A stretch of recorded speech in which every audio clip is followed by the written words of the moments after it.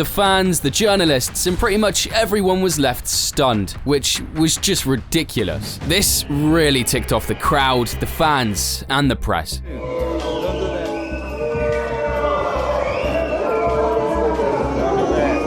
I mean, they totally wrecked the race at the last minute. Schumacher was obviously uncomfortable with what just went down, making it one of the most awkward and surreal podiums ever. Of course, Ferrari wasn't going to get away with that. They got slapped with a $1 million fine, but not for the team order, which wasn't punishable back then. Instead, they were fined for messing up the podium ceremony rules. Years later, Barrichello spilled the beans on what went down during the last laps of the GP. It was 8 laps of war. It's very rare that I lose my temper, but I was screaming on the radio. I kept going right to the end, saying I would not let him pass. That's when they said something about something much broader. It was not about the contract. I cannot tell you what they said, but it was a form of threat that made me think about rethinking my life, because the great joy for me was driving. With a 2-year contract he just signed to be the number 2 driver, it's no surprise Barrichello was feeling nervous. But seriously, it was one of the dumbest and most unnecessary decisions ever. Schumacher wrapped up the title with 6 races left and finished 67 points ahead of Barrichello and 94 ahead of Montoya.